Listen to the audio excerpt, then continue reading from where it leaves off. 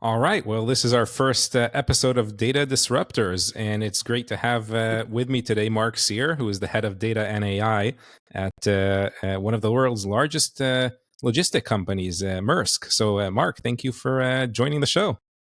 It's an absolute pleasure, Toma, as ever, to be with you here. Yeah, so maybe we can start this first episode with a little bit of background about yourself. So, kind of, how did you get to where you are today? What have you done before, and what are you focused on these days? Well, now we're on to my favourite subject, which is me, of course. So how did I start? Well, I mean, a bit of an unconventional route, I suppose. Probably tell those of you that have got video and maybe even from audio, you can tell. I'm in my late 50s, so I started in tech at a time when it really wasn't a subject at university. So never went to university. Joined a bank. Actually joined the bank, believe it or not, as a teller. You know, one of the people that sits behind the desk and in those days counted that thing we used to call cash. And then after about 2 months, they turned up and said, "Do you want to take some tests?" And I was like, "Yeah, why not? See what it's all about." Passed the aptitude test and started off as an assembler programmer, believe it or not, on the old IBM mainframes.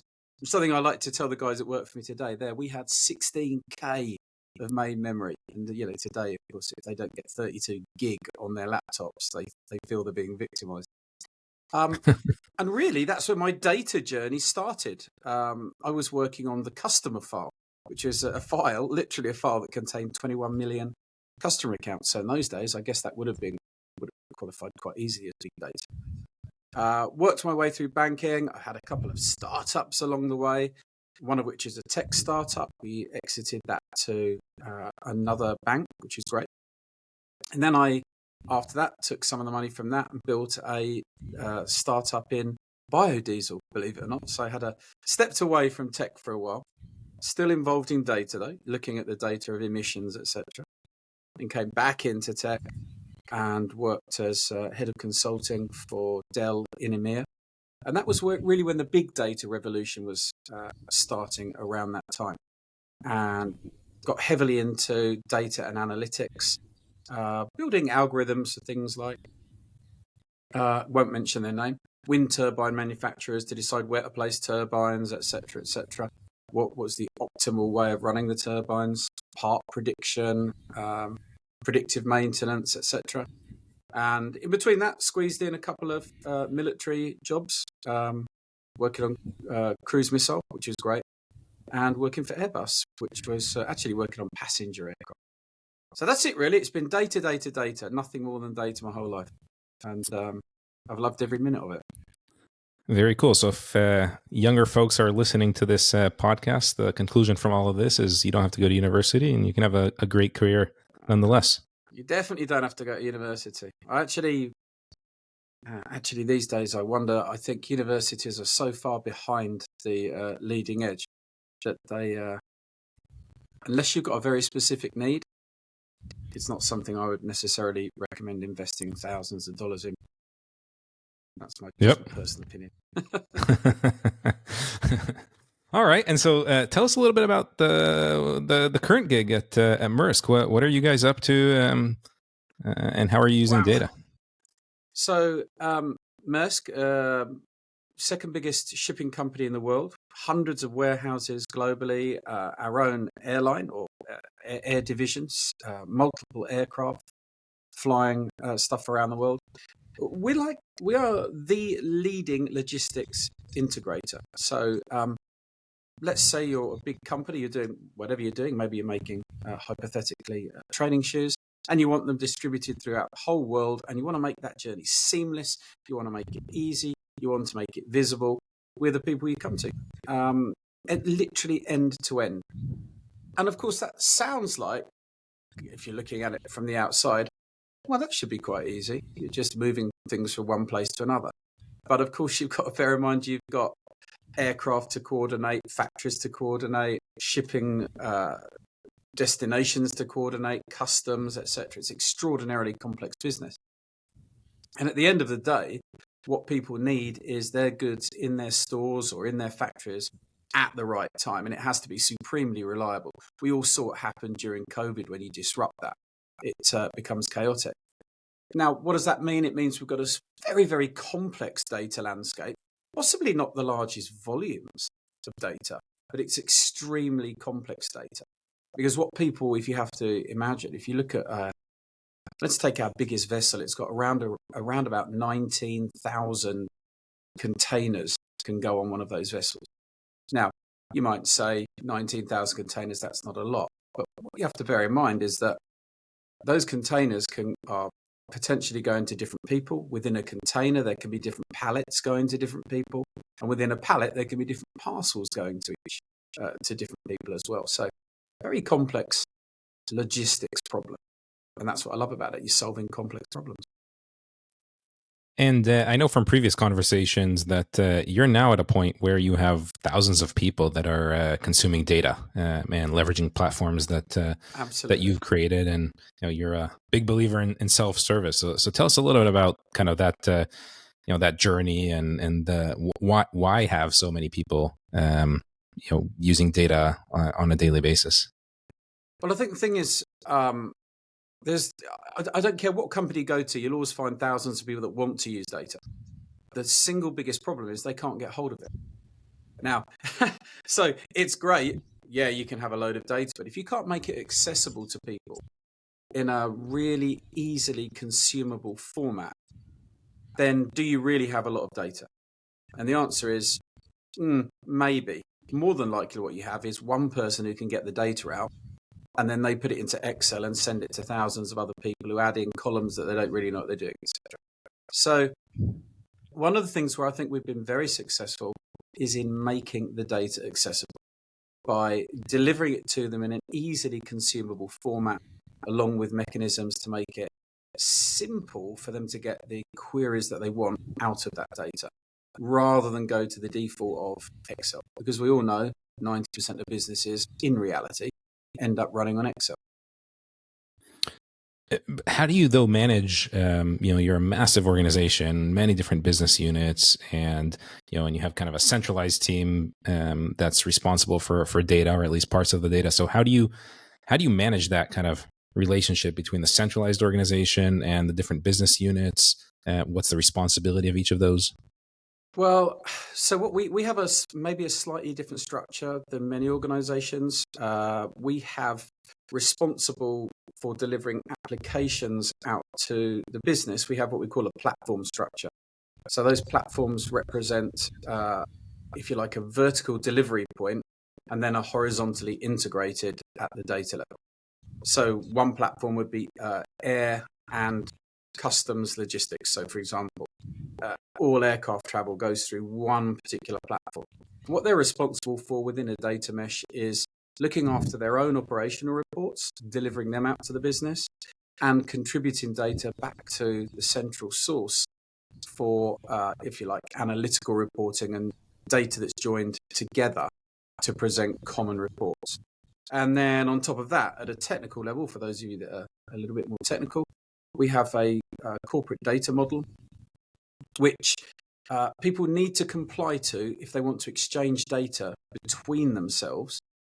But if they don't have to, there's no overhead in terms of doing data design for their own platform. So you do what you want within your own platform, but the second you say, I've got a shipment number, for example, that has to comply to all the corporate standards and be delivered centrally. So it's quite a simple mechanism if you get it right. And you mentioned the word data mesh, which I know is the one of the hotter terms these days in data. And funny enough, last night I was talking to Zamak Degani, who's one of the folks that came up with that term. She has her own startup now, kind of trying to help companies create data meshes. So, and when I say last night, I happen to be just outside of Tel Aviv right now, so a lot of my meetings are happen in the evenings as opposed to during the day. But of course. But I'd love to hear more about kind of how you think about data mesh and data as a product and what you're doing around that. Well, isn't it funny, because only last week I was thinking to myself, the way of really making a fortune in tech is to come up with a term and then get that term widely out there. So I want to get rid of the term data mesh already, and what I want to build and help me get this term out there, Tom, is a knowledge mesh.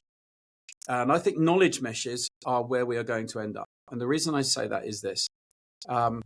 Data meshes are great, but they deal largely, almost exclusively, in fact, with structured data.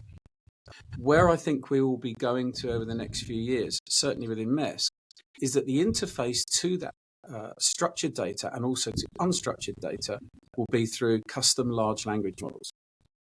It doesn't necessarily mean you build your own large language model, but a custom interface.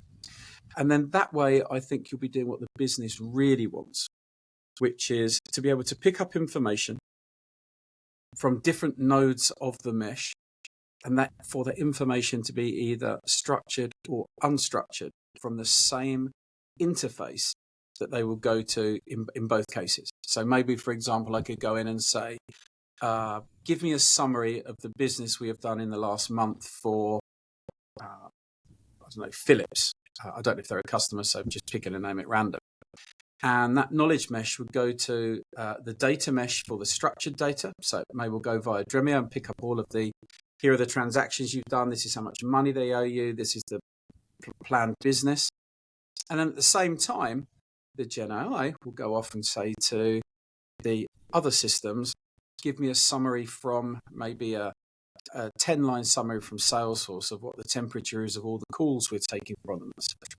So you'll really be able to pull that those different disparate sources of data together into a knowledge mesh without the hassle of moving them all centrally, which is quite key, really. Because if you end up having to move unstructured data centrally, then you're suddenly storing petabytes of duplicate information. That's what I think is going to happen. And that's the term I'm pressing for, a knowledge mesh. Let's move on from pure data and start encapsulating the other functions as well. All right. So remember, you've heard the term knowledge mesh first time here on trademark on Data Disruptors. Uh-oh. Well, let's get our book out, Tomer. Come on, mate. Let's do it. We'll get it out before anybody else does. And of course, all joking aside, pivotal to that, we believe will be Dremio, which is we've found to be spectacularly efficient at the data mesh side of things. And now we know we can already integrate that ourselves with a large language model interface that we built to Dremio. So yeah, we're super happy. So say more. What is the LLM stuff that you've built already? It's early days of GenAI. Everybody's kind of trying to figure out how do they capitalize on it. What have you done here? We take, what's the best way to describe it? We take all of the metadata for anything that goes into Dremio. We put it into a GenAI, let's call it a catalog or a RAG model, and then people can ask any questions they want with it. That is it in a nutshell, and it works out how to do the joins. It will show them on screen. Here's the SQL that I'm about to build. If they want to learn the SQL, they can turn that off if they don't want to be in verbose mode, and then they can hit go, and it will run the SQL for them. So it's kind of neat, actually. It's a neat thing, and the thing I like about it is that we're now starting to join it, as I say, to that unstructured data. So yeah, simple. Didn't take very long, about 2 months to build it end to end. And are you using GenAI to kind of extract structure from unstructured data as well? So documents or images or things like that? Yeah. We've built a product called Sirius. I don't know why we like code names for some bizarre reason, but everyone does. Everyone loves code names. I think that's probably the ultimate use of GenAI is to develop code names for GenAI products. Pop will eat itself. Yeah, I guess. What was the question? Yeah. Well, how are you? Are you using GenAI to kind of extract structure from kind of unstructured data? I don't know, images, videos, documents. Look, within Sirius, so Sirius has a module that will allow us to upload documents, and then it would extract all sorts of structured information from it. I'm going to be honest with you, using it primarily at the moment for contracts. So again, if you imagine how complex shipping contracts can be, customs information can be, there's a heck of a lot of embedded information in there. So we're using it for contract processing a lot at the moment, and it can do things that you would imagine are quite simple, but if you think about how many contracts end, let's say a contract for software renewal, it may have a date in there, or it may say 90 days prior to the end of the year, or it may say 180 days from inception date. So there are lots and lots of different ways that you've got to say, how do I get that date out of there and put it into an actual date format if I want to process it using traditional queries? So that, of course, is something that genai is spectacularly good at. Get it to generate 50 different ways of saying the same thing, or understand it and learn very, very quickly what that means. So we're using it for that contractual information, and it's spectacularly good at it. And then using it for things like, give you another example here. We obviously lease a lot of property inbound and then sublease and all that sort of thing. We're using it to make sure that the contracts we issue and we sign are fair, believe it or not. So uploading all of the contracts for our premises in there, and then we can say to it things like, thinking as a leasee, is this a fair contract? Can you think of anything that is perhaps not fair? And it will compare it to the body of work that we have, and also to the law, to make sure we're not doing anything illegal, etc. So yeah, some really nice use cases there for it. But it's useful, even more useful, when it's linked to structured data, because then you can start linking in things like square footage price, etc., and you can do some real in-depth analytics, which is why I like to call it a knowledge mesh rather than just purely a data mesh. Yeah, that's interesting. I need to try this on our own contracts. As a founder. Yeah, as a founder, man, you might find some things you don't want to see, right? Well, in the early days of Dremio, I was involved in every contract because we didn't yet have, CFO and things like that. It was a startup. We had, 50 people, 100 people. And so I would get on lots of calls with, the potential customer and our lawyers and their lawyers. And, often our customers are large enterprises and they want these 100-page contracts as a starting point. And so I'm curious if the latest and greatest, I don't know, GPT-4 can handle Dremio style 100-page contracts, or if we're going to need GPT, 5, 6, and 7. I'll give it a shot. We've routinely got 200-page contracts. Yeah, and it works. As you might imagine, and it works. It works really, really well. It takes a little bit of time to decide what your chunking strategy is, etc. But once it's done, yeah, it's pretty good.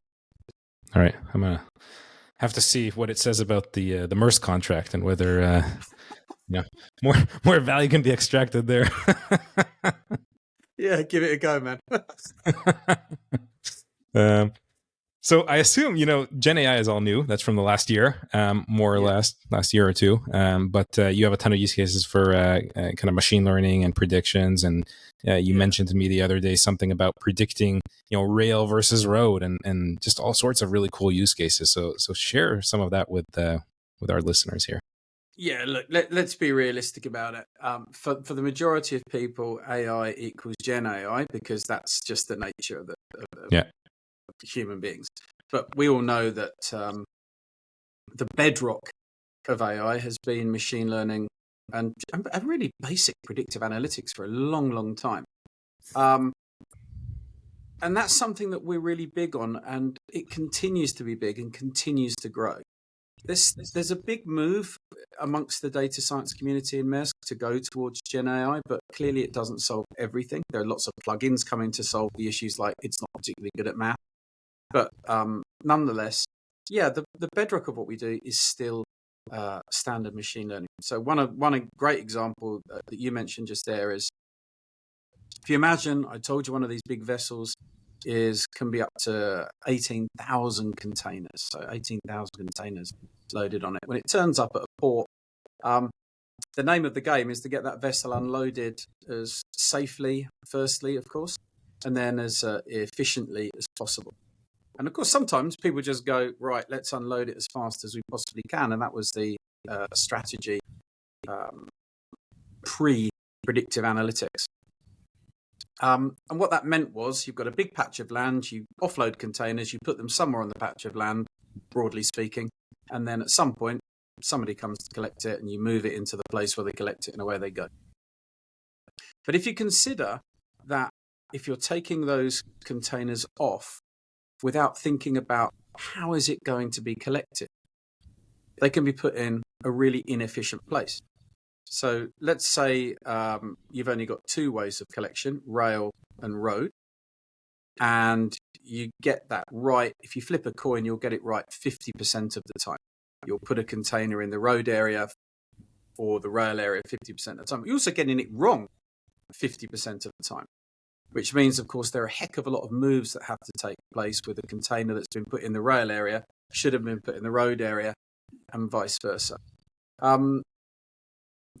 Pre-implementing predictions as to how that container was going to be picked up, we were literally at 50% in terms of accuracy, as you might imagine. It took us about 2 weeks end to end to start predicting how a container would be picked up. We're now edging towards 90% accuracy, which means we cut down on 40% of container moves. Now, I just told you there were 18,000 containers, and we were 50% accurate. Therefore, 9,000 containers were put in the wrong place, and we've removed 90% of those invalid moves. So, thousands and thousands of moves. And yes, there's a big monetary amount there, but also something that the company is quite passionate about is reducing CO2. So if you imagine thousands and thousands of moves replicated across dozens of ports, that's a heck of a lot of CO2 saved, as well as a lot of money. It's amazing. Just highlights, all the different exciting ways in which data gets used, to impact the real world. That's, I think, a fun part of my job. But key to it, absolutely key to the success of a project like that is giving easy access to the data. Because I just told you there, it took end to end 2 weeks to do that. Now, a traditional data science move, and I'm going to be open with you, that was done using AutoML, using not a data scientist did it, somebody in the front line of business did that project on their own without any assistance from data science. Now, that to me is phenomenal. It was because they could get access to the data. I don't believe that project and many others would take place if you had to go to a data scientist. Partly because it would take them so long to get the data, quite often, and partly because it's very hard to work out what the value would be. There are so many barriers to entry for end users getting hold of the data and being able to provide a good business case. Mm-hmm. Give them the data. And most of these people are smart enough to do it themselves. So let's give them the data. Let's empower them to deliver. So talk a little bit, I think by now everybody here listening is excited about, the potential for their own company. If you're getting all this value out of data, they want to do the same. And so maybe you can share a little bit about, the technology stack, like what platforms, what tools do you have in place? You talked about AutoML, you talked about Dremio. So what does this look like? Well, I won't go too far left, because when you get out to the platforms, we've got platforms that are 25 years old. We've got platforms that are new, big modernization programs. So let's just say far left, assuming we move left to right. Far left, we have assorted databases, and that's everything from, we've probably got one of everything, right? I'm sure if I look hard enough, I'll find some Ingress or something somewhere. But a ton of Oracle, which we're currently moving towards open source. Lots of Postgres, a little bit of MongoDB, etc. Everything transitioning to the cloud, as you may imagine, and a big chunk of that transition has already taken place. They deliver their data into Azure, into an ADLS data lake, which up until now we've been using Delta Lake as the format. We're just about to, or in the middle of switching everything to Iceberg at the moment, because we believe that we want an open data solution. That's not to say that we don't like Databricks. They've got some of the most spectacularly intelligent people I've ever met working for them there, and great strategy. But for us, we don't want to have to pay to access advanced features like partitioning, etc. We want access to data that we own ourselves. So we're standardizing around Iceberg. And then, to be blunt, the stack is actually pretty simple. We put Dremio on top of it for the bulk of access. In some cases, we're pushing it into Druid, which is kind of, let's call it a multi-dimensional data store, ultra low latency. And we're taking stuff from Kafka directly into there to do things like check on the temperature of containers that are carrying food across the ocean. So if you imagine like beef or whatever, but I was going to say potatoes, they probably don't go across the ocean, displaying my lack of knowledge. Bananas or whatever, they have to be kept at a separate temperature. Once a minute, there's an IoT device there that tells us what the temperature is, does the machine that keeps it cold, need any access, etc. That goes into Druid. And then on top of Dremio, there are several things that we're using to access it. Sometimes it's Power BI. Sometimes it's raw Dremio, because we've got a lot of people that actually really like just using SQL. There's, of course, the ubiquity of Excel, because you're never going to stop people using Excel, which is also great. We've got some genai users. And then we're increasingly seeing, and it's a small community at the moment, but it's starting to grow. Users plug the AutoML solutions into Dremio to get access to curated data sets that allow them to build their own predictive models on top of it. So it's a really nice stack. And you might say, well, what do they need to go via, why not go straight to Iceberg for it? Well, the reason is we're putting the control layer of access primarily within Dremio in this case, because we want to make sure they can only see the right row, columns, etc. And it's just a simple way of doing that for them. And by having curated data products, it makes it much easier for them to know I've got valid data, I've got secure data, I'm using the right terminology. You'll know yourself, like if 10 people decide on a different formula for net profit, you end up with some very ugly conversations at board level over one person saying they've made 100 million and somebody else saying, well, not by my calculations, you've only made 2. So we're using Dremio there as a sort of a unifying mechanism within the mesh. And then on top of that, we're letting people, we're trying to restrict them to the minimum number of tools possible. Power BI, Excel, raw SQL, and then AutoML / of course, if they're data scientists, they can do more or less what they want. Right. No, that makes sense. And before we wrap here, I want to switch gears here a little bit, and I was wondering if you could share a little bit about some of the challenges you're dealing with. Well, to play back your comment earlier about the Dremio contract, cost is always a challenge. So we'll be looking at that with GenAI to see how we can get money back out of that. Your bot can talk to my bot. Yeah, exactly. That is exactly what's going to happen, right? It'll be bot to bot. You and I will go for a nice bottle of red wine or whatever your. I don't know why I said that. I don't even drink, but we can go and do something fun while the bots chat and fight. Sit on the beach in Tel Aviv and enjoy a good drink. Absolutely, man. Yeah, sit on the beach, let the waves come in. But perfect. Some of the challenges. Well, I mean, look, data's never been any different. People that are producers of data often see it as their data. Like, this is my data. I'm part of the corporate, but no, you're not having my data. You can prise it out of my hands. A lot of the problems are still psychological ones. And it's really interesting. I've seen this for 35 years, 40 years, actually. But people that believe they own data, it's still hard to get people to think in a collegiate way about it. They say knowledge is power. But I think a lot of people think data is power. So the hardest job is still getting people to collaborate. We need people to understand that this is a corporate resource. Nothing happens if you share your data with people. They're not going to do bad things with it. That is our job, is to make their life easier. And this is where I do think tools that are coming out now are making it easier to share data, because if they know they can share it in a secure, controlled manner as a data product, then psychologically they feel a lot happier about doing it. But that's genuinely it. Technically, I think that the stack is now very, very mature. Still some issues with cost, as I say, but cost will always be an issue, even if everything is free, right? Oh, they say open source is free. Really? I don't think so. I think you need a lot of people to maintain it.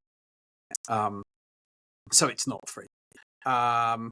So yeah, I would say it's primarily still those old things of getting human buying, getting everybody to agree on terminology, getting people to agree that yes, if they provide data centrally, they should put a quality wrap on it, because it's no good them just pumping data in and saying 2 days later, oh, well, of course the profit column's garbage. We don't check that.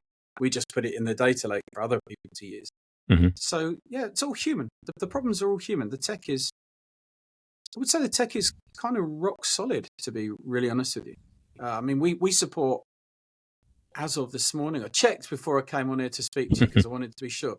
We had 3,085 live users. That's people using it within the last 7 days, is what I would count as a live user.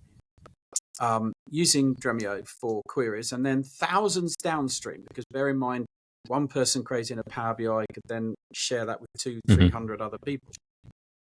And we've got 2 people supporting the whole environment. Now, that's probably not enough. And they tell me every day it's not enough. So I know I've got to go to more people. But, if I think back to the first data warehouse I built in 1998 for the European Bank Reconstruction and Development, we had 11 people supporting a database that was, at the time, sounded absolutely huge, because it was almost 250 gigabytes of information. But, now the tech is it's just so rock solid. It's great. Makes my life a lot easier. Yeah, that's awesome. Well, Mark, it's been a pleasure having you here on the first ever episode of Data Disruptors. It's been a lot of fun chatting, as always.